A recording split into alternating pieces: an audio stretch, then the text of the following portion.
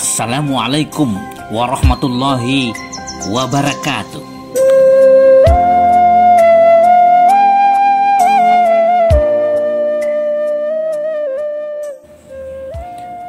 Saudara, selama ini kita telah terbuai oleh pemahaman bahwa adat itu adalah tradisi, kebiasaan yang diwariskan secara turun-temurun menjadi tatanan dan hukum dalam kehidupan masyarakat. Bukankah istilah adat itu sendiri baru diperkenalkan oleh kaum orientalis barat sejak abad ke-17 dari seorang ulama Aceh keturunan Timur Tengah?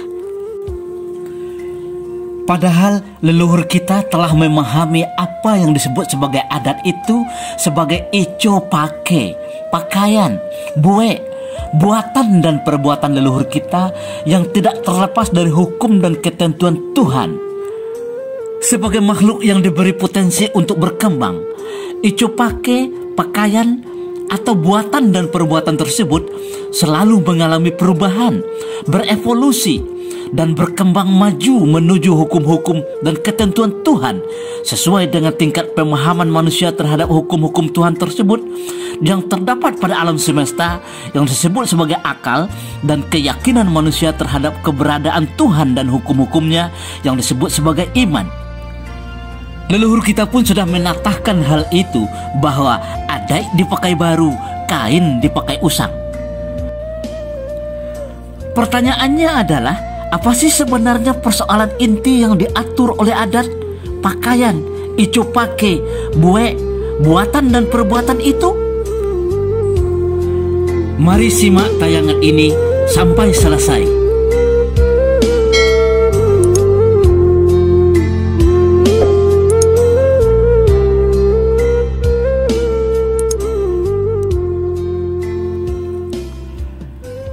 Walaupun nenek moyang kita, leluhur kita, belum mendapatkan dakwah Islam pada masa itu, ternyata mereka sudah memahami bahwa alam semesta diciptakan dan diatur dengan aturan yang maha teratur dan hukum yang maha adil. Itulah hukum Tuhan, sunatullah, adatullah, yang disebut oleh kaum sekular sebagai hukum alam, the law of nature. Dari pemahaman yang sangat mendalam terhadap hukum-hukum Tuhan itulah mereka menciptakan, membuat, menyusun tata kehidupan, aturan yang mengatur perilaku manusia dalam berinteraksi, berhubungan dengan Tuhan, sesama manusia, dan alam semesta yang dikenal sebagai akhlak. Artinya, mereka telah memahami dan meyakini bahwa Tuhan, manusia, dan alam semesta terjalin dalam sebuah jalinan ikatan yang teratur dan sangat sempurna. Setelah turunnya Al-Quran kepada Rasulullah SAW, dijelaskan bahwa satu dari 3 ciri orang yang sesat dan disesatkan oleh Allah, fasik, sebagaimana diungkapkan pada surat Al-Baqarah ayat ke-27, lanjutan dari ayat ke-26, adalah orang yang memutuskan apa yang diperintahkan Allah untuk disambung. Sebagian besar mufassir menjelaskan bahwa apa yang diperintahkan Allah untuk disambungkan itu adalah jalinan hubungan dengan Allah dan jalinan hubungan dengan sesama manusia, silaturahim. Dalam salah satu hadis qudsi dijelaskan bahwa Allah berfirman, "Aku adalah Ar-Rahman, aku menciptakan rahim. Aku ambilkan untuknya asma yang berasal dari asmaku, Ar-Rahman. Siapa yang menyambungnya, akan kusambungkan rahmatku untuknya. Dan siapa yang memutusnya, akan kuputuskan rahmatku baginya."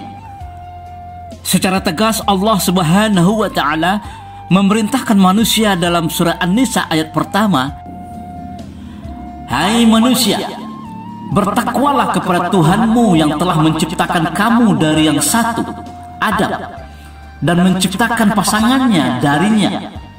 Dan dari keduanya Allah memperkembangbiakkan laki-laki dan perempuan yang banyak. Bertakwalah kepada Allah, dan dengan asmanya kamu saling meminta. Dan peliharalah hubungan kekeluargaan. Sesungguhnya Allah selalu menjaga dan mengawasimu." Saudara, sebelum mendapatkan keterangan Allah tersebut, leluhur kita telah mengenal 2 jenis ikatan, jalinan kekeluargaan dan kekerabatan utama. Pertama, ikatan dan pertalian dengan ayah dan saudara-saudaranya yang dikenal sebagai tali nasab, garis keturunan yang berasal dari Allah Ar-Rahman. Kedua adalah ikatan, pertalian, dan jalinan dengan ibu dan saudara-saudaranya, tali rahim. Inilah yang kita sebut sebagai tali adat, tali buet, buatan leluhur kita. Karena berasal dari Allah, ikatan pertalian dengan keluarga bapak, ayah, tidak bisa putus dan tidak bisa diputuskan dengan cara dan alasan apapun. Karena sifatnya kekal, bako. Sehingga dalam adat Minangkabau, hubungan ini disebut sebagai bako. Sebaliknya, karena sifatnya lemah dan rentan putus, terlepas dan diputuskan, leluhur kita menciptakan dan membuat tatanan, aturan, hukum untuk melindungi kaum perempuan dengan menyepakati bahwa kita berkaum, bersuku, berkumpul, bertali rahim, bertali adat, bertali buek ke kaum perempuan, suku atau keluarga ibu. Kenapa tidak ke kaum atau suku bapak? Jawabnya sederhana.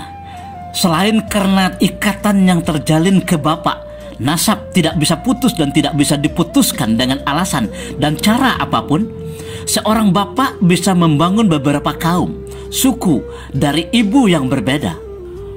Oleh karena itulah, pewarisan kepemimpinan kaum yang disebut dengan sko, sako, atau soko, dan pewarisan amanah pengelolaan harta milik kaum yang disebut juga pusako atau pesko, bukan harta pencarian orang tua, berlangsung mengikuti garis kaum atau suku ibu. Aturan dan ketentuan ini tidaklah sama dengan konsep matrilineal atau matriarkat sebagaimana dilabeli oleh orientalis barat. Allah sangat tegas mengancam mereka yang memutuskan dua tali tersebut. Siapa yang menyambungkannya akan kusambungkan rahmatku untuknya, dan siapa yang memutuskannya aku akan putuskan rahmatku baginya. Dalam bahasa leluhur kita, mereka yang memutuskan tali-tali ini disebut sebagai keatih idiak bapucak, kabawuh idiak baura, di tengah digirik kumbah. Keatih indak bapucak, kabawah indak baure, di tengah digirik kumbang. Artinya, orang tersebut tidak akan mendapatkan ridho dari Allah bagaimanapun hebat amal ibadahnya. Orang tersebut tidak akan mendapatkan berkah rezeki Allah seberapa banyak pun harta yang mereka kuasai. Orang itu selalu digerogoti penyakit walaupun secara fisik kelihatan sehat walafiat. Na'udzubillahi min zalik. Untuk mempererat ikatan tali-tali tersebut, semua titik siklus kehidupan manusia diperingati, dirayakan, diperhelatkan dengan tradisi yang dilabeli oleh orientalis sebagai adat. Kita pun sepakat menyebutnya adat.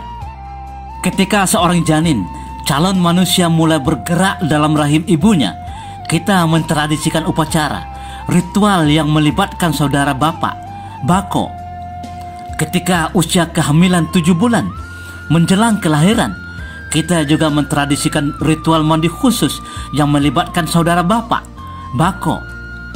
Hari pertama seorang anak lahir langsung dibawakan oleh bako ke rumahnya dan sehari kemudian dikembalikan dengan segala kelengkapan bayi.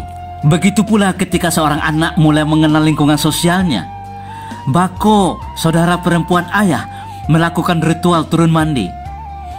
Pada saat kitanan, bako tetap berperan. Bahkan dalam rangkaian acara pesta pernikahan, adat Minangkabau mentradisikan ritual babako. Bahkan ketika seorang telah meninggal dunia, tak seorang pun yang berani merobek kain kafan sebelum bako sang mayat datang. Pada saat hari baik bulan baik, kita mentradisikan menjalang bako, mengunjungi bako, menyingok datil. Begitulah rangkaian ritual adat sepanjang hayat manusia untuk mempererat tali ikatan, tali nasab keluarga bapak dengan tali adat, tali rahim, tali buet, keluarga besar ibu. Masih dalam rangka mempererat ikatan tali nasab dengan tali rahim, tali adat, Masyarakat Kerinci Tinggi dan Kerinci Rendah mentradisikan seorang anak laki-laki sering disapa, dipanggil, dan dilabeli dengan apa yang terdapat pada saudara laki-laki ibunya, mamanya. Sedangkan seorang anak perempuan sering dipanggil, disapa, dan dilabeli dengan apa yang terdapat pada saudara perempuan bapaknya, yang disebut dengan datuk. Bahkan untuk lebih mempererat ikatan antara tali nasab dan tali adat, tali rahim, adat Minangkabau, Kerinci Tinggi dan Kerinci Rendah mentradisikan seorang anak laki-laki menikahi anak saudara perempuan ayah, anak datung, atau anak saudara laki-laki ibu, anak mama. Kuah tertumpahkan nasi. Namun seseorang dilarang menikahi anak dari saudara laki-laki ayah karena mereka berasal dari satu nasab, satu garis keturunan. Ketentuan, aturan, pakaian yang disebut dengan ico pake inilah yang disebut dengan adat yang teradatkan. Sudah selaras dengan syariat Islam yang datang kemudian setelah ico pake, pakaian, adat, buatan tersebut dibuat oleh leluhur kita.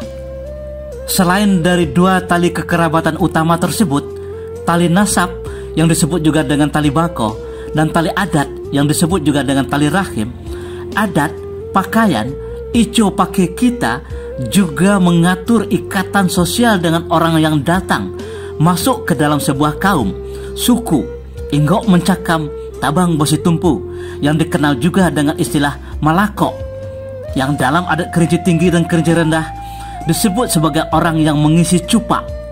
Walaupun tidak terikat dengan tali nasab, tali keturunan, tali darah, dan tali adat atau tali rahim, orang ini diakui dan diperlakukan sama dengan anggota kaum yang lain, kecuali dalam hal sko, sako, soko, dan pusako. Mereka ini disebut sebagai kemenakan batali ameh, kemenakan batali mah. Di mana bomai dipijia, di situ langai dijunjil. Di mana ayah disao, di situ rantai dipatah. Topik ini akan dibahas pada edisi-edisi berikutnya. Bahkan orang yang telah berbudi baik terhadap sebuah kaum dan anggota kaum diakui sebagai saudara dan anggota kaum tersebut yang dikenal sebagai kemenakan batali budi. Hutang mah boleh dibayar, hutang bodoi diwamatai. Artinya, jalinan sosial sebuah kaum dengan orang yang telah berbudi baik harus tetap dipelihara sampai akhir hayat dan keturunannya.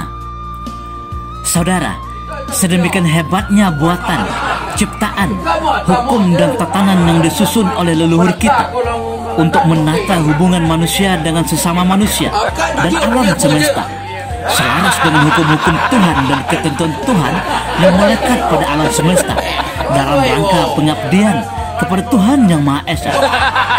Ternyata semuanya telah disarikan dan disampaikan dalam semua kitab-kitabnya, yang akhirnya terhimpun dalam kitab suci Al-Quranul Karim, penyempurnaan paripurna dari semua kitab-kitab sebelumnya.